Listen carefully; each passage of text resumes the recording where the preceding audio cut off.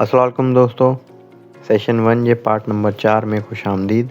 हिन वीडियो जो टॉपिक आहे ऑपरेटिंग सिस्टम। तव्हांखे यादि हूंदो त पार्ट 2 में असां सम्झियो होसीं कंप्यूटर जा 2 हिसा हूंदा आहिनि, हिकु हार्डवेयर ऐं ॿियो सॉफ्टवेयर। ऐं सॉफ्टवेयर में असीं ॾिठो होसीं BIOS, utilities, system software, drivers, operating system ऐं एप्लीकेशन यूज़र।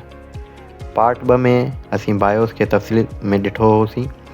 अगर तव्हां हिन सीरीज़ खे शुरू खां नथा फॉलो करे रहिया आहियो त हिन जा वीडियो प्लेलिस्ट में मौजूदु आहिनि, या अगर तव्हां सिर्फ़ु ऑपरेटिंग सिस्टम खे सम्झणु चाहियो था त पोइ हिन वीडियो खे जारी रखो। अचो त हाणे ऑपरेटिंग सिस्टम खे सम्झो। दोस्तों, ऑपरेटिंग सिस्टम हेठी सतह वारो सॉफ्टवेयर आहे जेको कंप्यूटर जे बुनियादी कमनि खे सपोर्ट करे थो, जीअं शेड्यूलिंग करणु, सॉफ्टवेयर वग़ैरह जी, ऐं स्क्रीन कंट्रोल करणु या मेमोरी कंट्रोल करणु।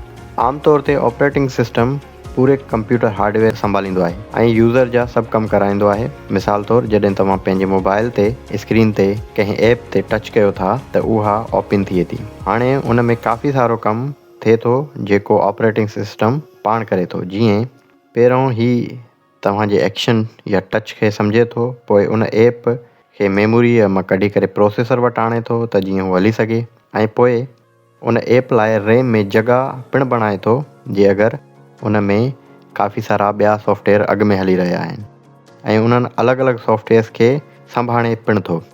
त ऑपरेटिंग सिस्टम दोस्तों बेसिकली हिकिड़ो एजेंट आहे जेको हार्डवेयर ऐं यूज़र जे विच में आहे, जेको यूज़र जा तक़रीबन कमु कराए थो। असां डायरेक्टली हार्डवेयर खां कोई कमु नथा वठी सघूं।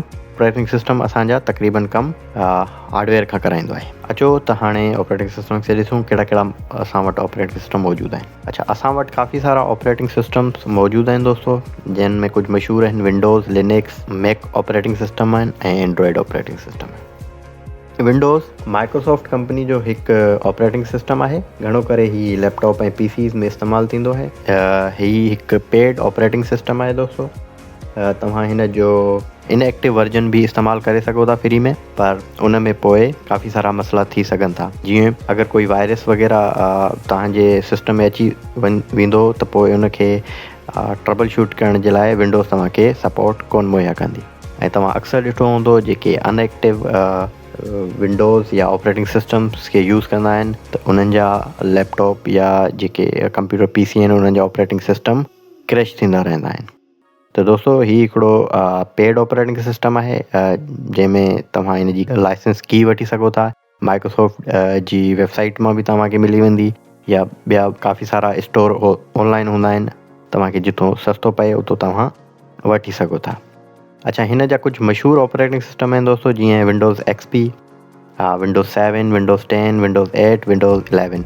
पर हाणे काफ़ी सारा जेके हिन जा ऑपरेटिंग सिस्टम हुया उहे एब्सोल्यूट थी चुका आहिनि। मतिलबु उन्हनि जी जेका सपोर्ट आहे उहा माइक्रोसॉफ्ट हाणे ख़तमु करे चुको आहे ऐं उन्हनि जा कीज़ पिणु नथो खपाए।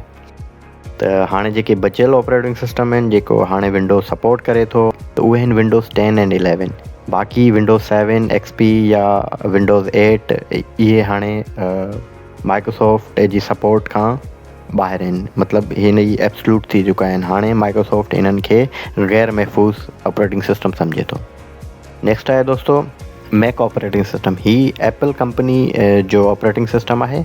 ही हर तरह जी डिवाइस लाइ ऑपरेटिंग सिस्टम आहे। ही एप्पल जे लैपटॉप लाइ बि ऑपरेटिंग सिस्टम आहे, उन्हनि जे आईफोन लाइ बि ऑपरेटिंग सिस्टम आहे, ऐं उन्हनि जे जेके गैजेट्स आहिनि, वॉच, आई वॉच वग़ैरह, उन्हनि जे सभिनी जे लाइ ही हिकिड़ो सिंगल ऑपरेटिंग सिस्टम आहे। त ही एम्बेडेड आहे। मतिलबु जॾहिं तव्हां कोई एप्पल जो कोई बि प्रोडक्ट, उहो लैपटॉप हुजे, टैबलेट हुजे या ॿियो कोई डिवाइस हुजे, जॾहिं तव्हां उनखे ख़रीद कंदो त उन में ऑटोमेटिक लाइसेंस की एड थियल हूंदी आहे ऐं उन जा पैसा पिणु उन में एड हूंदा आहिनि। उन खां पोइ आहे दोस्तों लिनक्स हिकु ओपन सोर्स सॉफ्टवेयर आहे। मतिलबु ही हिकु मुफ़्त वारो ऑपरेटिंग सिस्टम आहे जेको फस्ट टाइम कंहिं ठाहियो ऐं देन उहो फ्री करे छॾियो। अच्छा, हाणे हिन जा काफ़ी सारा डिस्ट्रीब्यूटर्स आहिनि। मतिलबु अगरि असीं चाहियूं त इन लिनक्स खे पंहिंजे हिसाब सां इन जे कोड खे चेंज करे सघूं था। इन जो GUI या इन जो जेको बेसिक प्रोग्रामिंग आहे उहा चेंज करे वरी उन जी हिकिड़ी नई वर्जन खे तयारु करे सघूं था। पर इहो ज़ाहिर आहे जेके सॉफ्टवेयर डेवलपर आहिनि उहे ई करे सघनि था, आम माण्हू नथो करे सघे। अच्छा, त इहो इन जा काफ़ी सारा वर्जन्स अवेलेबल आहिनि जेके इन्हनि जी लिनक्स जी ऑफिशियल वेबसाइट ते तव्हांखे मिली बि वेंदा। अच्छा, कुझु मशहूरु तरीन जेके लिनक्स जा वर्जन आहिनि जीअं रेड हैट आहे या काली जेको लिनक्स आहिनि इहे मशहूरु आहिनि।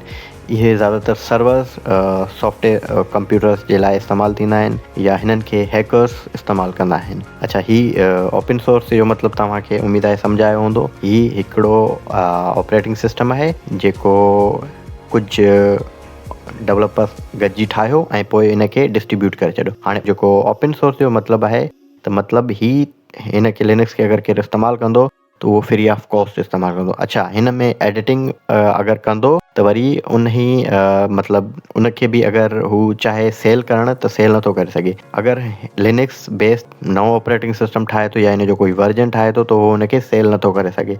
हीअ ओपन सोर्स जेके सॉफ्टवेयर हूंदा आहिनि उन्हनि जी शर्तूं हूंदियूं आहिनि त तव्हां अगरि कोई फ्री वारो ऑपरेटिंग सिस्टम या कोई ॿियो सॉफ्टवेयर खणो था, उनखे चेंज करे नओं वर्जन बणायो था त तव्हां उनखे सेल नथा करे सघो। तव्हां उनखे वरी विरहाए सघो था, बिल्कुलु उनखे ॿियो कोई इस्तेमालु करे सघे थो ऐं उनखे मज़ीद चेंज बि करे सघे थो। त हीअ ओपन सोर्स टेक्नोलॉजी आहे। ईअं ई तव्हांखे काफ़ी सारा जेके आहिनि ओपन सोर्स मुफ़्त वारा सॉफ्टवेयर मिलंदा, भले पोइ उहे फोटोशॉप वांगुरु ई छो न हुजनि, उहे MS वर्ड वांगुरु छो न हुजनि, या काफ़ी सारा ॿिया बि, जीअं तव्हांजो VLC बि हिकु तरह जो ओपन सोर्स सॉफ्टवेयर आहे।